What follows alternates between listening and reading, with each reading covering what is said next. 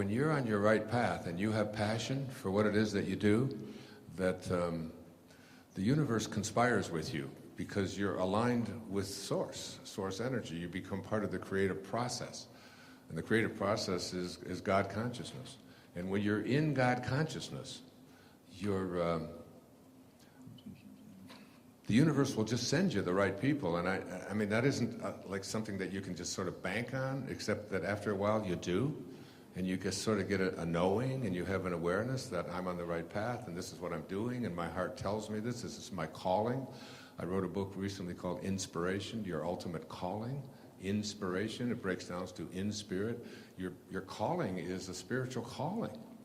And when you feel that, and you feel called by it, then, you know, there's that old saying that when the student is ready, the teachers will appear.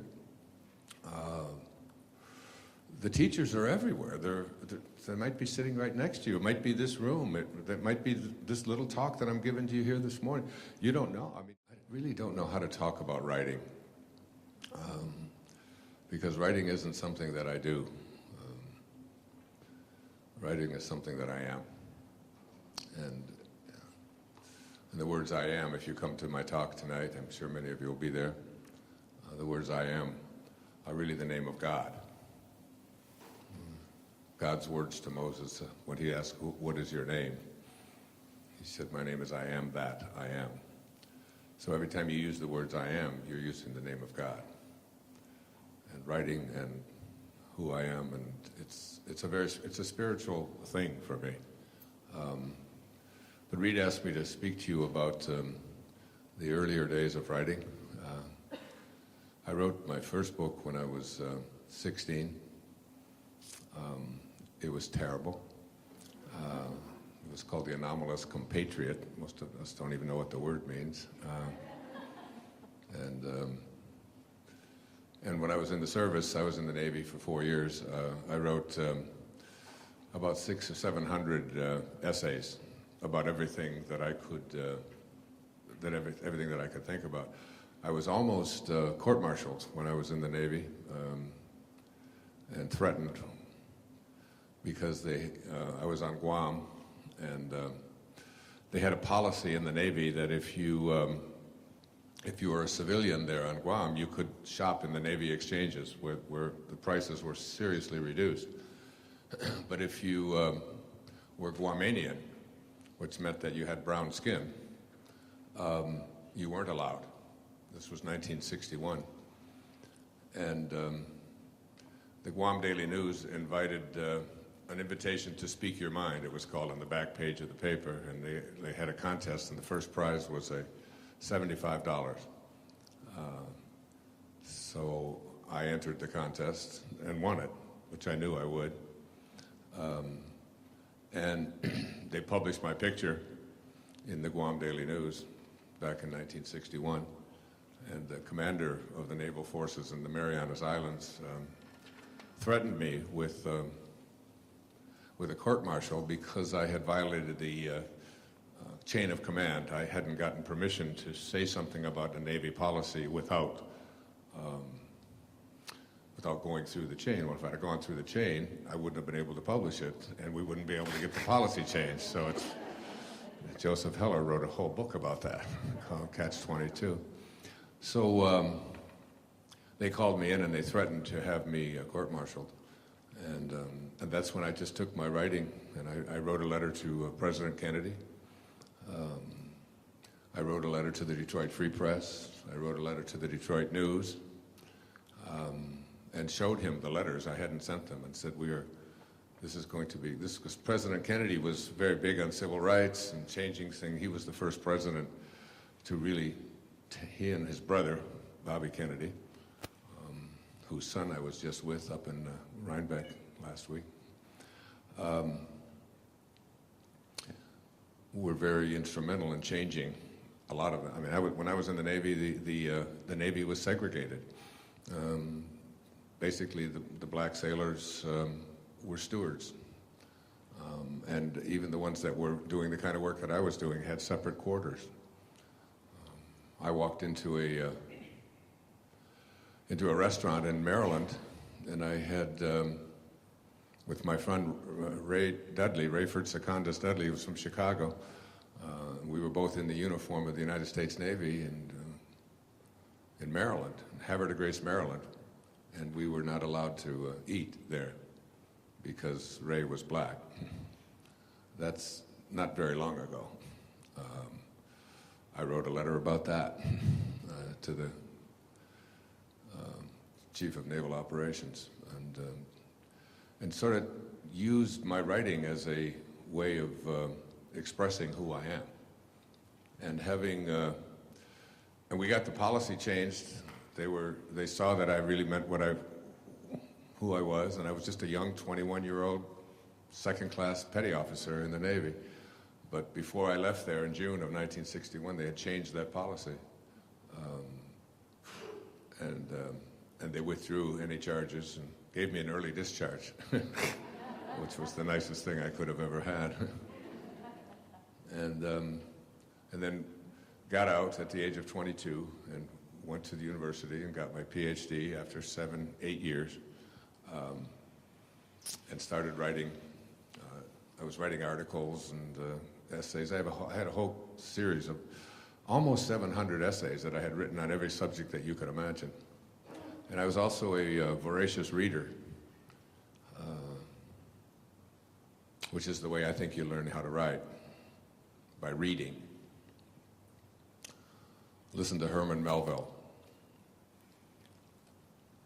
in Moby Dick. For as this appalling ocean surrounds the verdant land, you hear the image? So in the soul of man lies one insular Tahiti, full of peace and joy, but encompassed by all of the horrors of the half-lived life. I memorized that when I was a teenager because writing just doesn't get much better than that with the imagery and so on. And you get to be a great writer by being a great reader, I think. And I wanted to write something. I was writing textbooks. I had written 3 textbooks plus a doctoral dissertation, which is another book. And I came upon this idea of writing a sort of a common sense approach to how to manage your life. And my feelings at that time in my early 30s was that people's lives were out of control because they just didn't use common sense. I often say that my success in writing about psychology wasn't because of my training. It was in spite of it. Because I was trained to be a Jungian analyst for a while, and I was trained to get people to go back into their past and examine the kinds of struggles and traumas that they had gone through and overcome them, and then somehow the present will become better if you resolve these things. And it just didn't make sense to me. It just, I lived in an orphanage. I knew how to get along in life. I knew how to rely upon myself. Self-reliance was the theme of your erroneous zones. And I would write about that. And I was teaching, I was a professor at a university in New York, St. John's University. And my lectures were all based on what I was going to write. And I wanted to write a book that would reach people. And so and a big theme of my life, and I've just done a new public television special that will be airing in March, and it's based on the new book that will be coming out, which will be a mind blower. This new book, Wishes Fulfilled. It's going to revolutionize the way people think about who they are, and also about their relationship to God. As you'll hear tonight, if you're there tonight. Are you coming tonight? Most of you coming tonight? Okay. So you'll hear me talk about that tonight. But it's so here's the theme. If you want to accomplish something, anything, you must first expect it of yourself. And I mean, if you're writing anything down or if you're tattooing anything to the inner forehead of yours that you can remind yourself of, ask yourself, what do you expect of yourself, you know? And do you expect to be ordinary or do you expect to be extraordinary? Because you've been raised to be ordinary, which isn't bad. Because to get to extraordinary, I think of myself as an extraordinary person and I have extraordinary accomplishments, but my life is very ordinary in many ways. I mean, I have to fill out the forms just like you do, and I have to stop at red lights, and I have 8 kids, all of who, you know, have all of their issues, and I have to obey the rules and get along, and I will die too. You know, I mean, it's like, and I have grandchildren and children that are, you know, that I've devoted my life to being. There's ordinary, but extraordinary encompasses all of ordinary, and then it's the gap between ordinary and extraordinary where I'm speaking to you right now. It's saying, okay, I have filled out the forms, and I've taken care of business, and I've taken care of my family, and I've filled out all of the things that I'm supposed to do, and I'm a good person, a good citizen, and but it's just not enough. Not if you're coming from and I assume that, you know, you wouldn't sign up for something like this, spend the money. Do you pay for this? Do you actually pay to hear Reed? That hard to believe. Maybe you're beyond help. I don't know.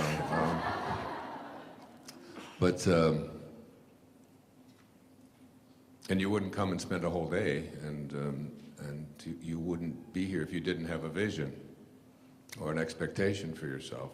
But even as you have an expectation for yourself as a writer, do you have an extraordinary expectation for yourself as a writer, or do you have an ordinary one?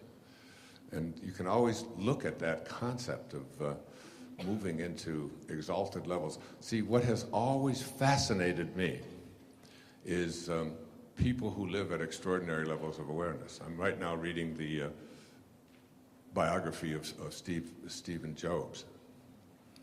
Jobs. I don't know why I call him Jobs, but I mean, it wasn't the book of Jobs. I don't know. And as weird as he is, and you look at his history, and if you think his is weird, if you knew mine, I've wallowed around in the depths of struggle and weirdness. And I've listened to my own inner voices, and a lot of times they take me in a very different direction than they take other people. But extraordinary consciousness is, and I was deeply and profoundly moved by a man named Abraham Maslow when I was a doctoral student, and sought him out, and he talked about self-actualizing people as people who live at a different level of awareness, who have a different set of values. And I was so intrigued by his teachings when I read an essay called The Whole Man, a 57-page essay about what these people are like, that he called self-actualizers. And I've written about it myself. I wrote a whole book based on that, about how to raise children on it, called What Do You Really Want for Your Children? I wrote a book called The Sky's the Limit, which was based upon how to apply that sort of self-actualizing theories in our own life. And I've lived by it my whole life. So when I published Your Erroneous Zones, and the interesting thing about Erroneous Zones, which is a book that today has, I'm not sure really, but it's in the neighborhood of 60 million copies out there in 47 languages. I mean, it's in like 5 different languages in India alone. I mean, it's in Chinese, and a lot of the countries that it was banned in when it was published, all the communist countries, we had to smuggle the books in. Or now it's published in Belarusian and Polish and Bulgarian and so on. And my vision for myself and for this, especially for this book, was all revolved around this idea of writing from a place of where my heart was. I wrote Erroneous Zones from my heart, and speak to you about it now from my heart. And when I finished publishing it, and I went to the publisher, I had an agent, and one of the things I believe is that when you're on your right path and you have passion for what it is that you do, that the universe conspires with you because you're aligned with source energy. You become part of the creative process. And the creative process is God consciousness. And when you're in God consciousness, the universe will just send you the right people. And I mean, that isn't like something that you can just sort of bank on, except that after a while you do. And you just sort of get a knowing, and you have an awareness that I'm on the right path, and this is what I'm doing, and my heart tells me this is my calling. I wrote a book recently called Inspiration, Your Ultimate Calling. Inspiration, it breaks down to in spirit. Your calling is a spiritual calling. And when you feel that, and you feel called by it, then, you know, there's that old saying that when the student is ready, the teachers will appear. The teachers are everywhere. They might be sitting right next to you. It might be this room. That might be this little talk that I'm giving to you here this morning. You don't know. I mean, but I just read something by Mary Oliver. Anybody in the room know who Mary Oliver is? Let me see. Yeah. She's a very famous poet who lives out on Cape Cod. And they ask her, what's your formula for success? She's 71 years, my age, 71 years old. And she said three things. She said, one, pay attention. Just pay attention. Two, be astonished. You know, live from a place of bewilderment. And three, tell other people, which is what you're here for, to tell other people. Just do that, she said, and pay attention. And notice when the right things come up and when the right people, and get your ego out of it. So let me tell you the story of how Erroneous Zones was published. And then I'll tell you what I did with it, and then I'll take a few questions. And Reed, you tell me when to stop. Yeah, so, no yeah. problem. I was lecturing at St. John. I was a professor, associate professor at St. John's University in Queens. And all the years that I was a graduate student, which was a lot, 8 years of college after the Navy, I would sit in a classroom and I would always be astonished at how bad the lecturers were, how bad the teachers were, the professors were. Not about how that they didn't know their business. They knew their stuff. I was at the University of Michigan, and I was at Wayne. These were very good schools at Wayne State University, but they were just bad. They would look out, and their audience would be bored, and they would be. And I can remember sitting there in my 20s and thinking, when I am on stage, not if I am on stage, because I knew that I would be on stage.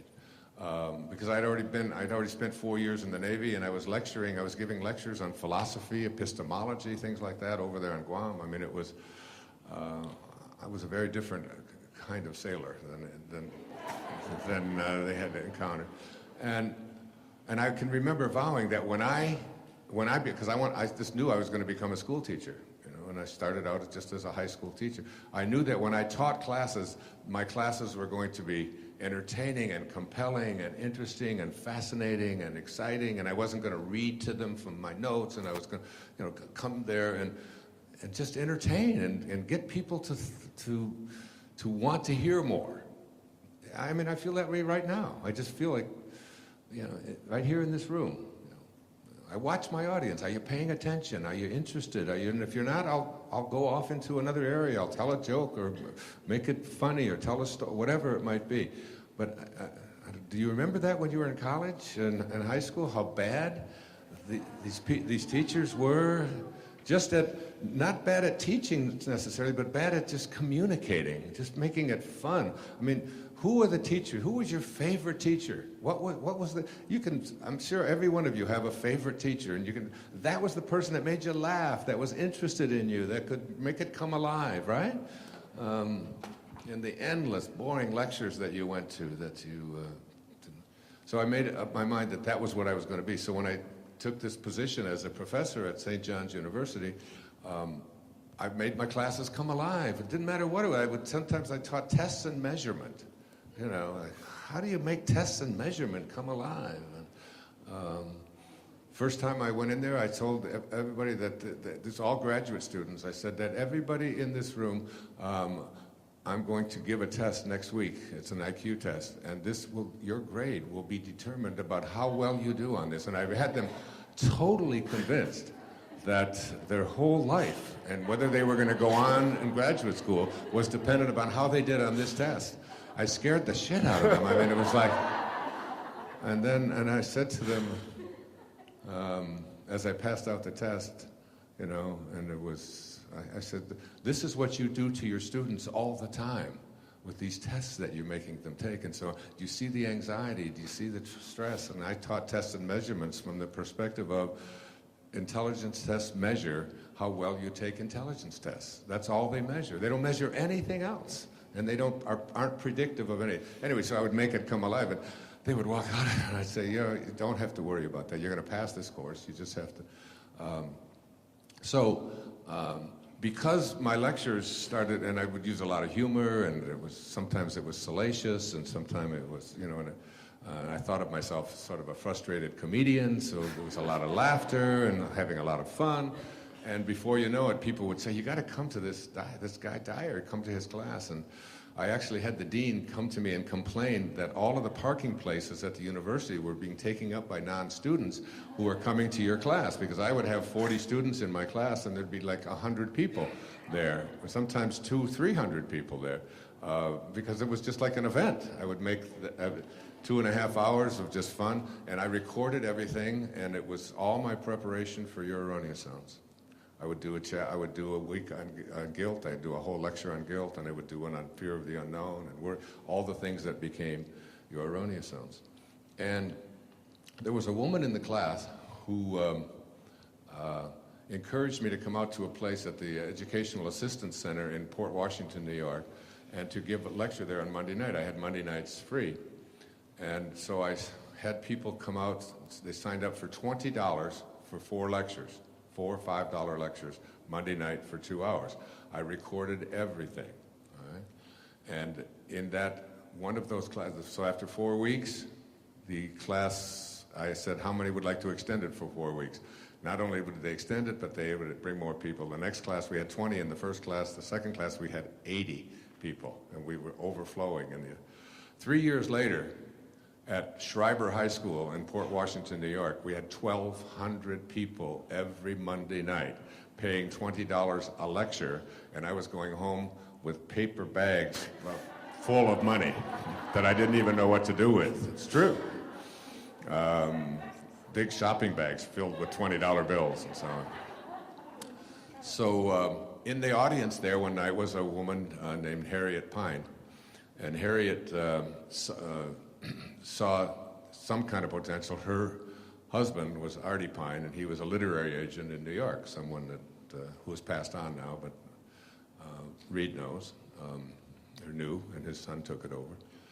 And he sent me a letter and asked, and now I had written all these notes on Your Erroneous Sounds and given all these lectures on erroneous sounds. And I had Artie called me up and he said, would you be interested in, my wife tells me something, would you be interested in doing a book on what you're writing about? And I was so excited. I thought, this is like, pay attention. When the student is ready, they'll happen, they'll show up. The problem is that they're always there, you just don't notice them, because we don't go through life paying attention. We don't notice the room, we don't notice everything, we just don't pay attention. So, I sent him an outline and a sample chapter, and he made an appointment with a guy named Paul Farges. I don't know if did you know Paul? No. He was the head of a company at that time called T.Y. Crowell. publishers. And Funk and Wagnalls was a division of T.Y. Kroll. So I went for this meeting in the city, in Manhattan, met Paul, and as I sat down with Paul at his desk, he looked like he was so sad and so depressed. I was a therapist, and I looked at him, I said, "What is going on with you?" He's a man in his 30s, and he said, "Well, you're not here to talk about me." He said, "You're here to talk about your book. Tell me about it." I said, "No, I don't want to talk about my book." I said, "We can do that anytime." I said, "What's going on with you?" And this is a big part of this whole story, because it's like I got my attention off of myself.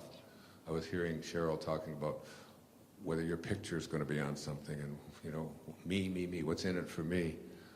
And you really need to get out of that consciousness and shift out of the ego and into the world of spirit, where your motivation for writing is to serve, you know, to reach, to assist, not to make money, not to, I mean, I'm hearing you talk about getting self-published and all of that, but by and large, if your energy isn't on just improving the quality of life for someone, whatever kind of book that you're writing, then it's very likely that you're not going to reach the levels. It's like Thoreau's definition of success was the best ever.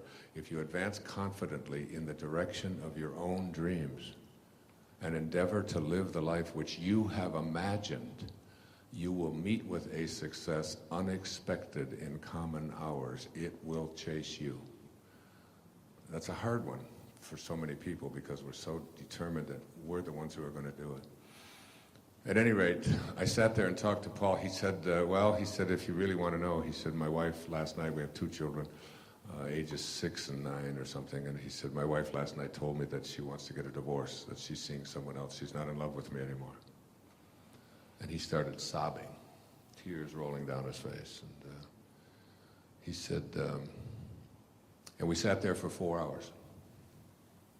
And I did therapy with him, if you want to call it therapy. I talked to him, gave him what my advice was, what I would do, how you could handle this, how you have to understand that sometimes these things that come into our life are the greatest gifts that we've ever been given. It's hard for you to see now. And the truth of it is he's remarried now and so on after many years. But and then I left, and we never got around to my book. And Artie called me that night. He said, well, how did it go? And I said, we never talked about my book. And the next day, Artie called and said, you've got a contract.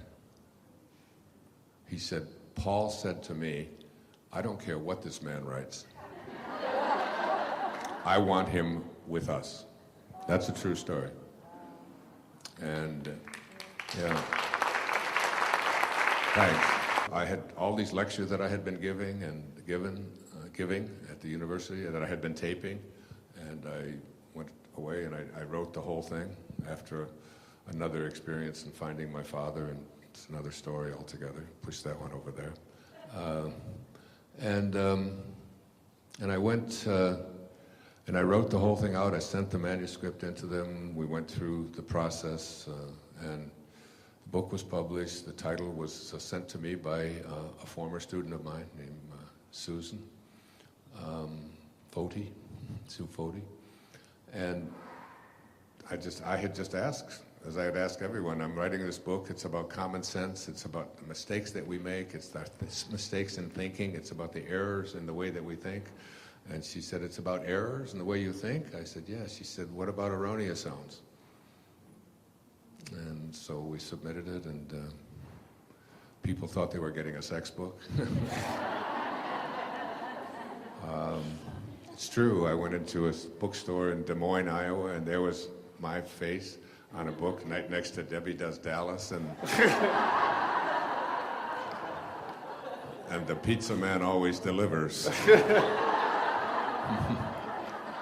It's true. I looked at it, I said, there's my smiling face up there.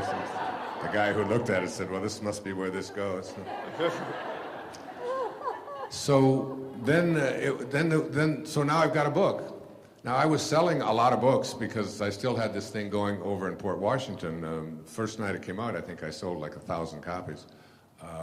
We just had it over there, and People magazine later came and did a story of me, and they saw me, taking in the $20 bills, but it was, at that time, it was $7 for the book, and $6.95 in hardcover is what the book was. But I was selling books at the place and so on. But you see, if you want to accomplish something, you must expect it of yourself. And it wasn't that I wanted to have a bestseller. It wasn't that I wanted to make a lot of money. It never occurred to me. That was just, that's all stuff that came after me. It's all stuff that chased me. I just loved what I did so much. And I loved this book so much. And I felt that it had really a lot to offer, and people were reading it and saying, wow, this really means something. I find out now that about something like 800 universities and community colleges were using Your Erroneous Zones, and still do, as textbooks in their classes and so on. And people are touched by that book, and it's just, all it is a book about common sense and how not to allow other people's opinions to rule your life, and how to live in the present and not be filled with guilt, and how to love yourself, and how to get rid of jealousy and anger and fear and worry and stuff that people just are so immobilized by. And I just boiled it all down to it's just a mistake in the way you think. So I just had such a different vision for myself, and I was so excited about it that I started doing, there's a guy in New York City, his name was Long John Nebel. Any New Yorkers here? Remember that name? Remember Long John Nebel? Anybody? No? You do back there? People way in the back were so old. He was married to Candy Jones, who also had written a book on. Anyway, he had a radio station and a radio show on WMCA, I think it is, a big, and WOR, and he was on all night long from midnight till, and he had prostate cancer. And he had to sit on one of those like inner tube things because he had had surgery and so on. And he would have me come in, and I would sit there and talk to him, but he had to get up and walk around, and he would leave. Sometimes he'd leave for like a whole hour and just walk around. Literally, he would, and I would just do the show, because very few commercials late at night on that. And the next day, you couldn't find my book anywhere, and I just kept coming back and doing that, and doing radio shows, and it got so exciting. And I contacted every radio show. The first radio station I ever did was in West Babylon, New York, WBAL, some little 15-minute radio show. So I would call the publisher and find out, always want to know, how's the book doing? How's the book doing? And they'd say, well, they had what we call a list mentality. 3 months it'll be on this list, and then we'll go on to the next list of books and so on. But I didn't have that expectation for myself. I had an expectation, this was too good to just be out there for 3 months and then to be put on the back shelf and become something that people forget about. So I said, when are you going to print a second printing? And they said, well, we have to sell the first printing first, and you're very unknown, nobody knows who you are. So I called up Albany, and I became a bookstore. Albany is the state capital of New York, and I gave them a little license number and paid $10, I think, and got a license to be a business, a Wayne Dyer bookstore, and I ordered all the rest of the first printing. I did. And I had them shipped to the garage in the house that I was living out in West Babylon at that time. And then, I called them up, and the guy's name was Lou. And Lou, I said to Lou, so just check on how the first printing is doing. He said, look, you were just called last week. I said, yeah, but maybe maybe, and he said, all right, okay. And he called, he said, holy shit. He said, this book is selling. He said, we're going to have to do a second printing. I said, okay. So they did a second printing. First printing, I think, was 2,500 books. Second printing, I think, was like 3,500 books. And I ordered those too. I bought those up as well. All 3,500. And then I ordered the third printing, and I bought those up. So I had about 9,000 or 10,000 books in the garage. I did.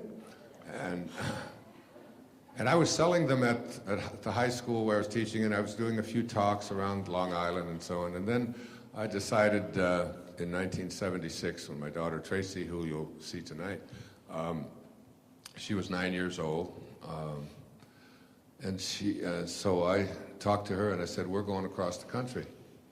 And because I had a publicist that I hired, her name was Donna Gould, and I said to Donna, you know, my publisher tells me, Lou tells me, and Artie tells me that the only way to reach everybody in the country is to get on Phil Donahue.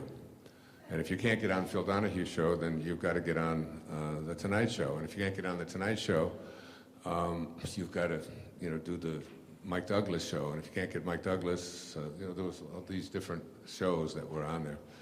And that's the only way you could reach everybody. At that time, those were the only syndicated shows. And I said, well, Donna would call them and call them and call them, send them books. And finally, they just said, look, we don't even want to hear the name Wayne Dyer again.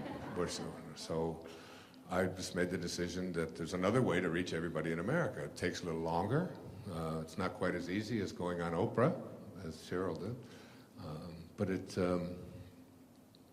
So I packed all of these books in my car and began to distribute them myself.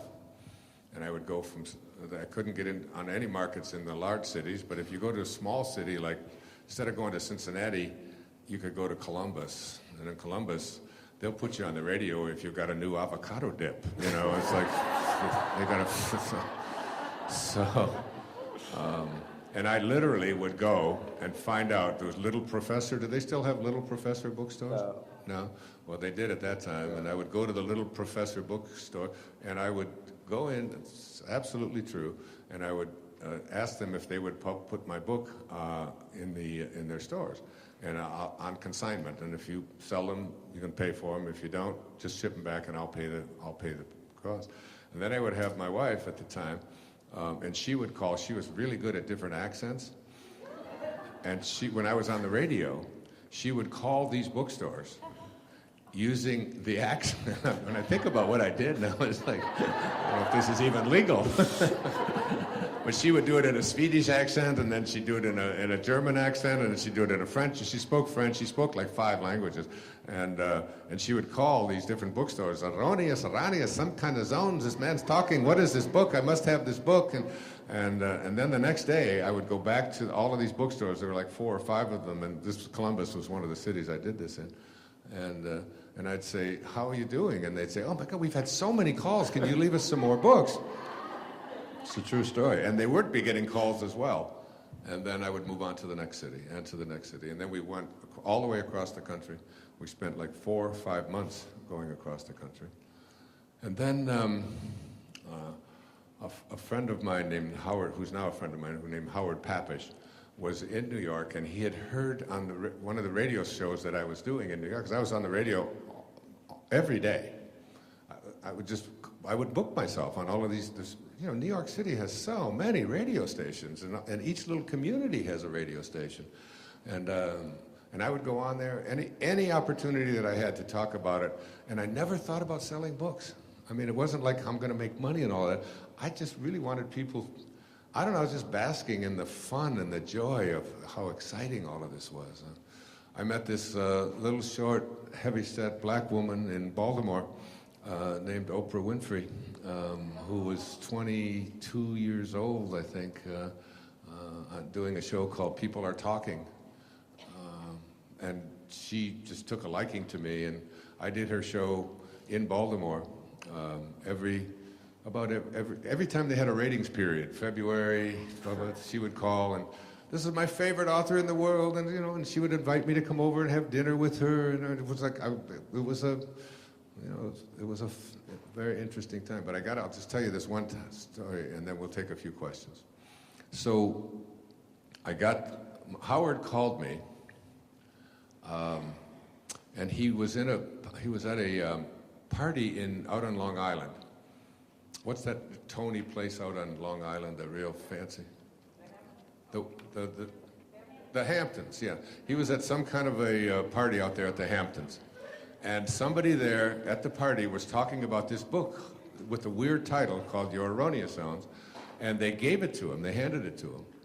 And they said to him, read this book. And someone else had handed him another book. And so he had these 2 books, and he got on a plane to fly, and he was the talent coordinator for The Tonight Show. And so he got on the plane, and he had to decide between reading this one that woman was raving about and another book. It was a book about being hit by lightning, I think, and having your guts ripped out of you. So I think Cheryl Richardson wrote it, I think. I don't know. Anyway, so he picked erroneous sounds. When you advance confidently in the direction of your own dreams, when you have an expectation for yourself. So he read, all the way out to Los Angeles, he read this book, and he's a gay man who has come out since then, but he was married at the time to a woman, and he was like in deep struggle with this whole thing about. It's interesting because I just saw the most fabulous movie that was made in 2004. I bought it just yesterday. I want to see it again and again. It's called The Lovely. If you haven't seen it, watch it. It's the story of Cole Porter, who was a gay man in a marriage. And it just hit me that it was such a beautiful, beautiful film, and some of the greatest music ever written by this man in his turmoil. But anyway, so Howard read the book, and he was so taken by it that he went to Johnny Carson. Now, I had had no national publicity at all. I had only been doing these local shows in all the different. Instead of going to Seattle, I would go to Tacoma, and in Tacoma, somebody would know somebody in Seattle, and my daughter and I and my wife, we spent months and months and months just on the road, distributing books, having them shipped, and so on. And Howard reads the manuscript, goes to Johnny Carson and said, "This guy, he's just really got something here. Would you be interested in having him on the show?" With Freddie DeCordova, who was the producer of the show. And they said, "Well, have him come out and we'll do a pre-interview with him." So they flew me out there on a Wednesday, and I flew out. By this time I was back in Michigan, and they called. Howard called me and said, "We'll fly you out there if you'd like to do a pre-interview." So I went in there and I did the pre-interview, and then I flew back. And the next day, they called me and they said, "Johnny said that he would like to have you. He'll have you on the show." And this is the biggest break there ever was, you know. So I went out there, and instead of being on with Johnny, I was on a Monday night, the following Monday night. I was on with a guy named Shecky Green, who's a Las Vegas comedian. And Shecky and I got on the show, and we just hit it off. I was kibitzing with him, having fun with him, you know. We did a little arm wrestling thing, and we were talking. It was just, he's a very funny, funny man. And at that time, Johnny didn't really host the show. He didn't do the show on Monday or Tuesday. He was only doing it 3 days a week.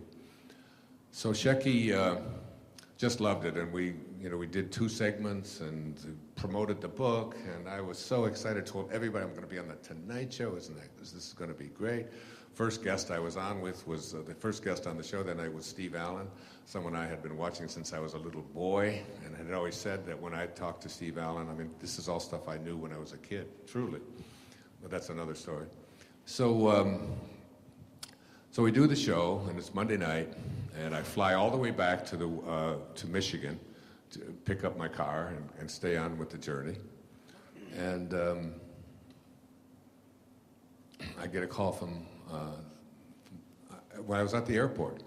They said, "This is the first time in the history of the Tonight Show that the show has been preempted." It was the Republican National Convention in Kansas City, Missouri, and what's the guy's name? The Republican guy who was wounded in the war, had the withered arm. Bob Dole. So Bob Dole gave the keynote address that night on the Republican National Convention on Monday night, and he went over, and they stayed with it, and NBC stayed with it, so they preempted the show. So everybody that I had told that I was on the Tonight Show, it turns out I wasn't on the Tonight Show. It had never happened before. So I get back to Michigan, and I'm all upset and, wondering, wow, what kind of bad luck is this? And I get a call from Howard on Tuesday after I'm all the way back there. And he said, we were at the meeting this morning at the Tonight Show, and they were talking about you last night and how great it was, even though it didn't air. And Johnny said, if he's that good, I'd like to have him on before that show re-airs, whenever it re-airs. So Howard said, do you think you could fly back out to Los Angeles? This was the next day. And I said, no, I'm very, very busy. My screen doors have to be cleaned, so I was on a plane, and I flew back to Los Angeles on Tuesday, and I was on the Tonight Show that night with Johnny Carson on Wednesday night. Well, Johnny ran over that night, as he often did. This is when the Tonight Show was 90 minutes long. And there was an author spot at that time. So Johnny ran over, and we only had about 4 or 5 minutes, but it's still national television. First time I was on, the book went flying. But Johnny said to me on the show, as the show ended, he said, I'm really sorry, and I don't like to do this, and this is your first time out here. He said, would you be willing to stay over and do the show on Friday? And I'll have you on again.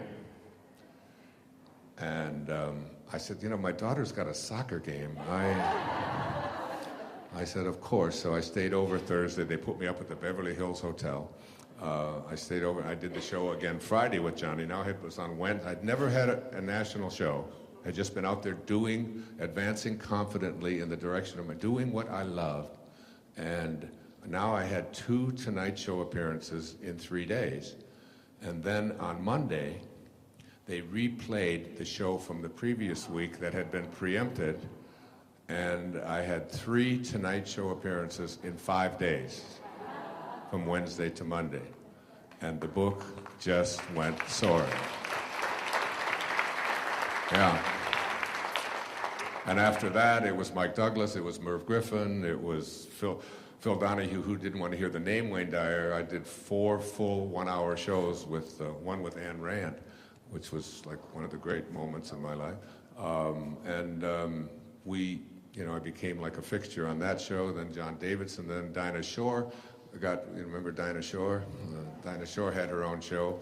I became the psychologist on the Dinah Shore show for 87 consecutive weeks. I was on her show once a week. And it just went on and on and on. And all it boils down to is like advancing confidently in the direction of your own dreams.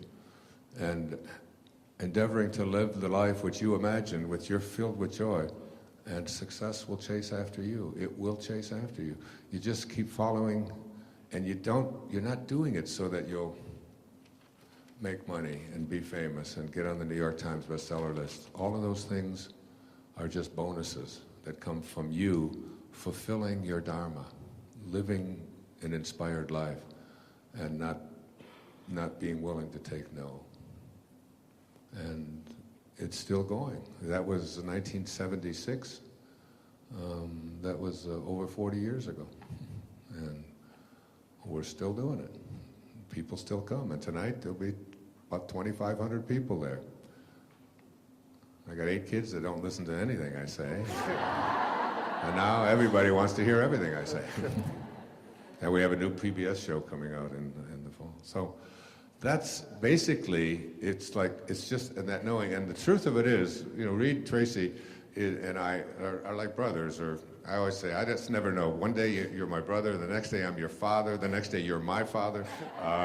We talk about so many of the things that Hay House undertakes, and so many of the really great ideas, the very successful books have come just out of our conversations about these kinds of things. I'll meet someone and say, I just want you to tell your story, and I'll write a foreword for it, and they'll publish it for you, and you just never know. You just, as long as you just stay like inspired, and then public television. I mean, I could tell you the same story about public television, because how many public television specials people have done?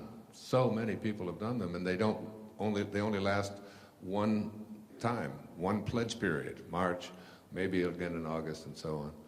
But I did it totally different with PBS. Reed and I and Louise, we put up the money for the first PBS show ourselves, And then I said, I will visit every station in the United States.